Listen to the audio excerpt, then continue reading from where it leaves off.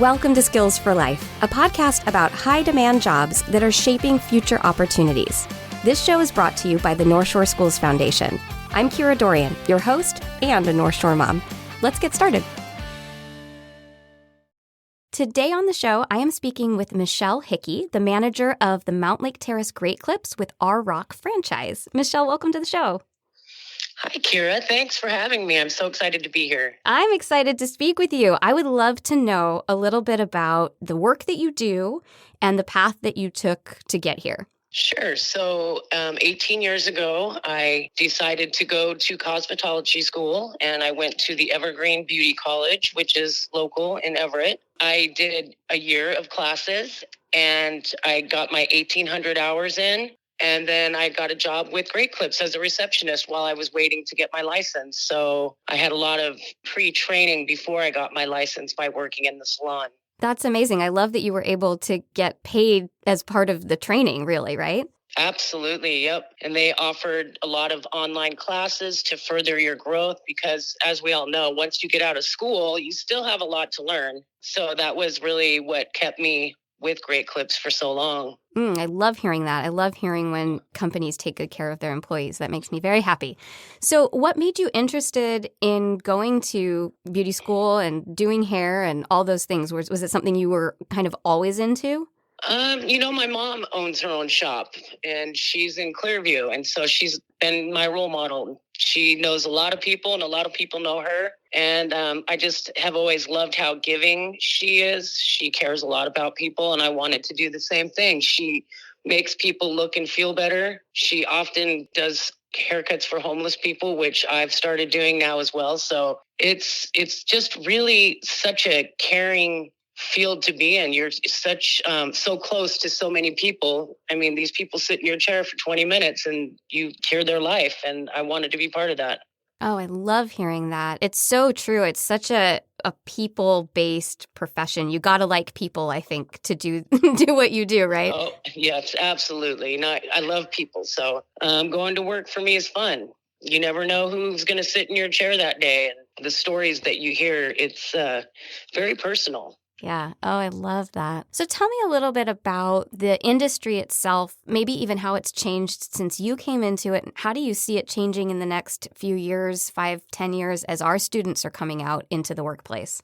Right. So over the 18 years, obviously with computer technology, we used to check people in with pen and paper. Now we have this elaborate system. We even have GCU classes that we can take that keep us connected with learning business traits as well, not just haircutting. They have all these online classes, and you can even do personal one-on-one with professional hairstylists that teach around the country. So I just went to the Great Clips convention, and it's our 40-year anniversary, and we got to see how much it's grown. And we are the #1 brand in America and Canada. So what I see is we're going to keep growing. And, the Flowbee didn't work out.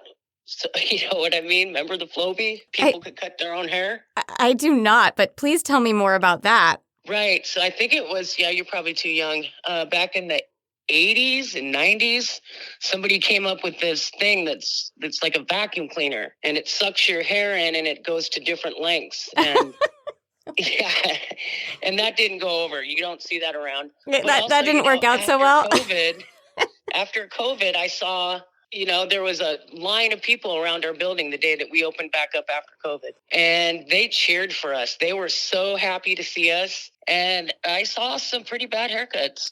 People were doing their haircuts at home, and we just felt that we were really respected, and people had kind of a new look on our profession. So, there's a lot of growth opportunity. This is a big company. There's all sorts of room to move up and grow. And I'm very proud to be part of Great Clips. Wow. Yeah, I was thinking this morning when I was thinking about interviewing you today, how this is a profession that never goes away. And then it's funny because I actually thought to myself, well, maybe somebody will come up with some contraption, where they can cut their own hair. So it's funny that you said that. But that makes sense that it didn't work because it's so personal, like you said. It really is. Mm-hmm. Well, and a lot of times what people don't realize is there's a lot of sad people out there, and you have the chance to impact their life I can't tell you how many times somebody's come in and, said, oh, my mom passed away. And, I said, you know what, I'm taking care of your haircut today.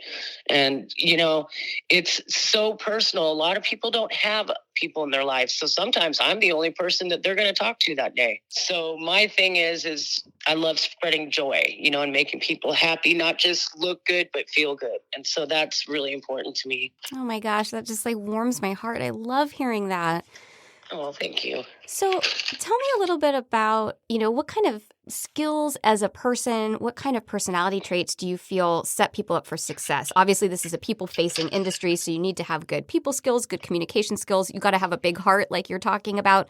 Are there other skills that are really helpful to bring into this field? Well, I would say number one is your mindset. That's a huge skill. You got to have your mindset in the right direction. I mean, believe it or not, when you go to a cosmetology school, it is not just cutting hair and learning styles. You have to know some chemistry, anatomy, physiology. So I would say stay on point and really get to know your stuff when you're in school. I mean, it's a good learning opportunity. And you can also apply for grants and stuff like that. I actually was able to get a couple Pell Grants for when I went. Yeah, skill sets is, another thing I would say is bring your imagination, because you're an artist. It's a real art to be able to do this, and people realized that when they came back from COVID. They were like, OMG. I thought it was going to be so easy, but it's not. And so that made us feel good that we were so appreciated after all that. Yeah. Oh, absolutely. I mean, I think it became clear to all of us with our COVID hair. Oh, yeah. How valuable your profession is. And so if, students are thinking long term, like you are now the manager, how does that work in terms of progression from the more administrative side? Like I said, you start off as, like I started off as a receptionist. And then once I got my license, I was out on the floor learning from other seasoned stylists. And then I started moving and opening up brand new great clips for the company. And then they asked me to be product manager.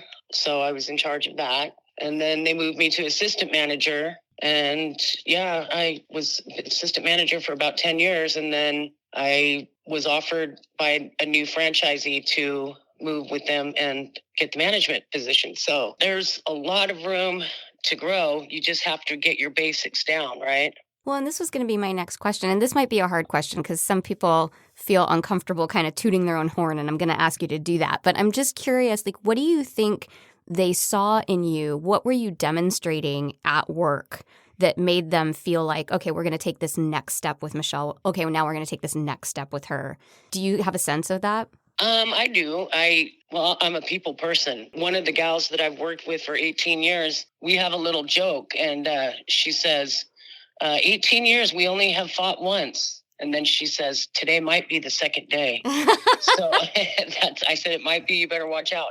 But I'm a people person, and I think outside the box to problem solve. And I'm very professional.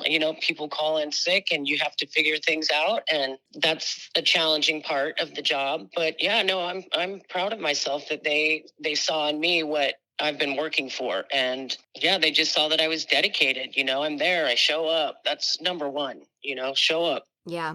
Well, and it sounds like you go the extra mile for your clients as well. And that's so important. Oh, yes, absolutely. Yep. I mean, I can't tell you how many people have followed me when I've moved, and now this is my home for a long time. So I'm excited. It's a beautiful salon. It's in a great neighborhood, and yeah, great. I have great stylists. So yeah, I'm very excited. That's fantastic. So if students are listening and they're thinking, yeah, this is a path I'd like to go down, I'm really interested in that, what can they be doing while they're still in high school to set themselves up for some of those things that you're talking about, chemistry and anatomy? And, like it's not necessarily just about the cutting of the hair. So are there things they can be doing now, job shadowing, any of those types of ways of getting in? Absolutely.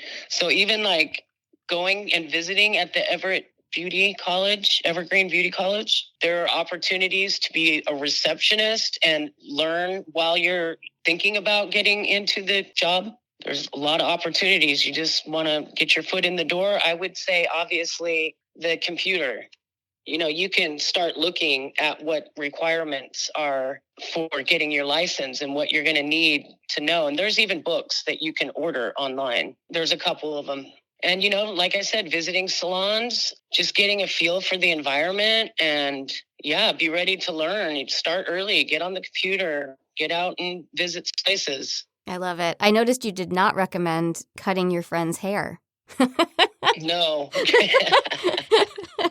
Don't do that. Don't do that.